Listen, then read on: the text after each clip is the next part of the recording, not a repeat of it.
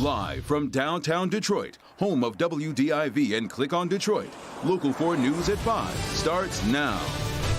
Michigan's efforts to flatten the curve are working, but not happening fast enough. Today, the number of cases in our state hit another grim milestone, more than 30,000 cases to date. 30,000, for context, that's enough people to fill up half of Ford Field. Let's get to today's top headlines now. We have new cases and deaths to report, but those new numbers are lower than the numbers we reported yesterday. There are 760 new cases and what continues to be the most difficult to report, 134 deaths. Also today, General Motors delivered the first of its promised 50,000 ventilators. They went to a hospital in Chicago. It all comes as scrutiny grows over Governor Whitmer's strict stay-at-home order, and that scrutiny came today from none other than the president. President Trump in a two-word tweet saying, quote, "Liberate Michigan." We're going to start there with Rod Maloney with what the governor had to say about it. Rod? Yeah, you know, Devin, the governor did a lot of media today. She was on national television this morning. She did a half-hour phone interview with the Chamber of Commerce just before noon. And in those two appearances, she talked about May 1st being the date that it looks like Michigan can reopen. She came back at 3 o'clock with a press conference. She didn't mention May 1st, but it would appear that she is still looking to get the state open as soon as she thinks it can. I want to be very clear. The decision to re-engage sectors of our economy is going to be based on facts, on science, and on what is the best medical advice that we can get. The governor knows there's a clamoring to get the state back to work, but she also knows and states very clearly the world is a vastly different place now, and you simply can't hit a switch and go back to normal. So it's going to be a gradual ramp up, and she's hinting it may not be fast enough for many. When we look at workplace risks, I will be examining factors like whether the workers interact with the public, whether the workplace is indoors or outdoors, whether workers are in close proximity to one another, whether workers use shared tools and or machinery, the number of people in a workplace, and more. There's one very tall order, though, that could slow the full recovery further: coronavirus testing and its import. We need to get people tested in Michigan. And I know we've been unable to meet need for a while, and so people aren't as hopeful that they can get a test, but you can get one, and we're encouraging everyone to do that. In order to safely reopen our economy, we've got to know how much COVID-19 is still present in our state. Now, the governor's working with other governors regionally. She's got business people and medical people advising her on this. But she said that she's not really willing to talk about the plan that looks like it's already largely formed, and she's going to roll it out over the next week. So we'll see what that happens. In the meantime, the auto industry wants to get back in business. And coming up on Local 4 News at 6, we're going to take a look at some of the specifics behind what auto workers can expect when they do get back on the job. Back to you. Be back to you then. All right, Rod. We turn now to the city of Detroit's response to the virus. That's right, Devin. And Mayor Duggan's update a short time ago started with some very good news. Council President Brenda Jones, who tested positive for COVID-19, has recovered, and she was there at today's news conference. Let's go ahead and bring in Priya Mann. She's live tonight. Priya, the mayor had a big announcement about testing. Yeah, that's right. He wants Detroit businesses to be a COVID-19 free zone. That begins by testing essential workers. Take a listen to what he had to say. He said that if you're an asymptomatic essential worker, you are now eligible to be tested. Of course, Detroiters with symptoms are still a priority. Detroit businesses can get every essential worker tested, and the city will verify you're an essential business, give you a code and a date for testing. So far, 2,000 workers have been tested at the state fairgrounds. The mayor says restaurants and food handlers will be a priority. Testing for essential workers starts Monday. Here's what he had to say. I just wanted Detroit to be the first city in America that can say to the companies, you have to be open, your employees have to be there. We're going to do everything we can to make sure the employees coming to work are not a risk. They aren't able to shelter in place. They have to be out and interact. And starting Monday, I want every business in the city of Detroit to know that if you have to be open because you're essential, that we will test all of your employees. This is a huge step for the city. Mayor Duggan is also keeping a close eye on nursing homes. So far, 98 residents have died. He says there's been testing going on at every nursing home. There's 26 in the city. So far, 650 tests have been administered, and it ranges anywhere from 10 to 50% of residents and staff are coming back testing positive. So they're keeping a close eye on nursing homes. They also want to make sure those essential workers are protected as well. Reporting live, I'm Priya Mann, Local 4.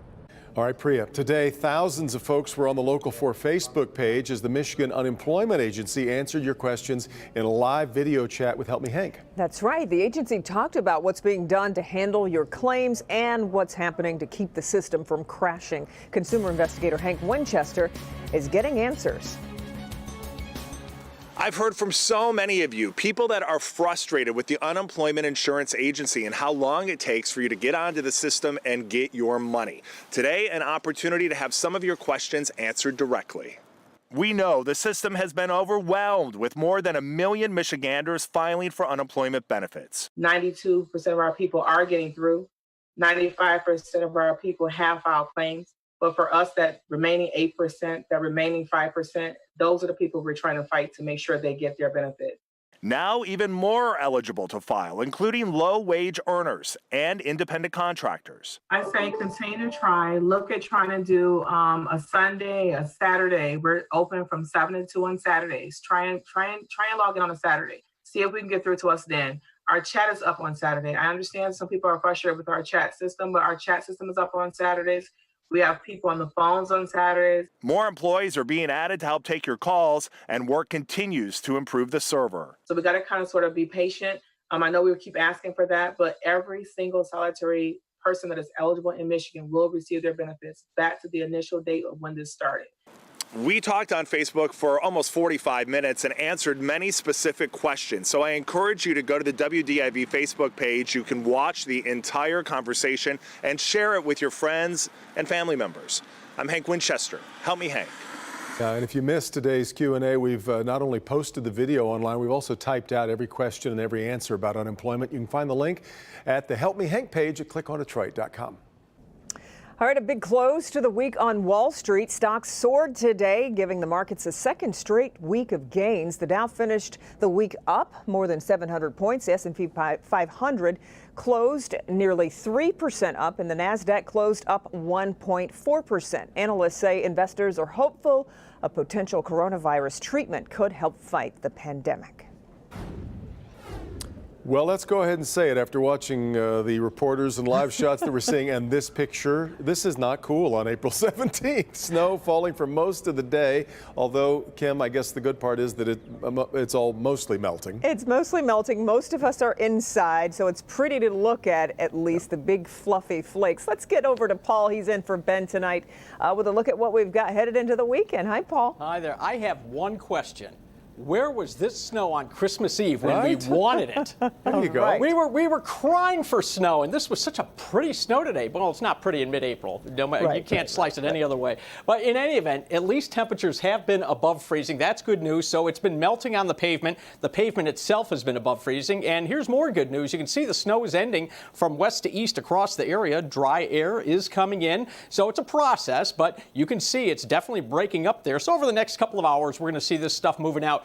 All right, as far as the weekend is concerned, Saturday is dry. Sunday, we have showers coming up in about 10 minutes or so. We're going to dive deep into the timing so you can plan your Sunday. But right now, look at those temps rebounding back into the 50s. I'll have everything you know about that weekend forecast coming up in just a bit, guys.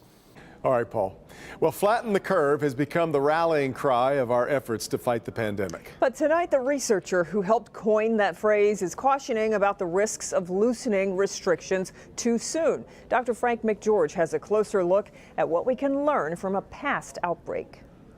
It's been 14 years since Dr. Howard Markel of the University of Michigan conducted his research on the impact of social distancing, research that is now helping guide today's politicians through this current pandemic. When you're in the fog of war, it's very hard to see exactly where you are.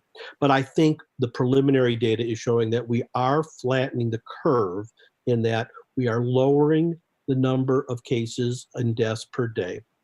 But Dr. Markell says history teaches us we can't let up now. His research focused on 43 American cities and their actions during the 1918 Spanish flu pandemic.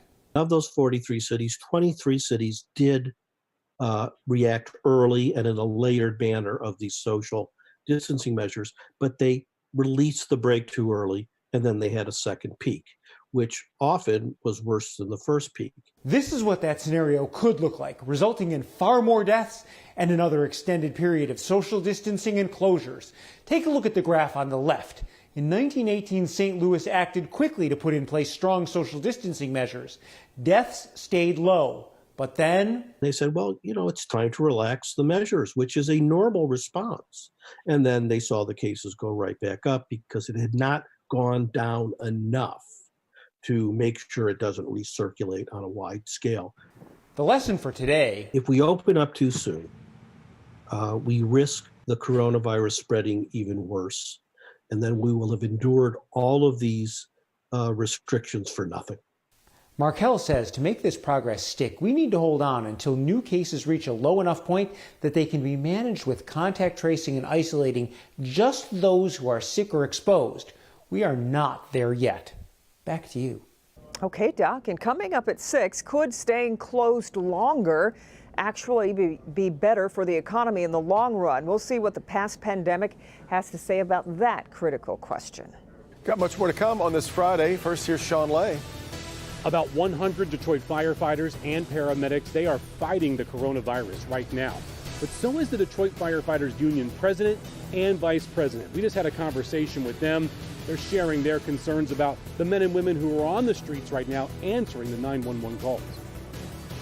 Kids fighting over the computers and iPads and tablets in your house trying to get their schoolwork done in UCS, that's no longer a problem. Their solution to try to help their families. To open up the state or to not open up the state? That is the question.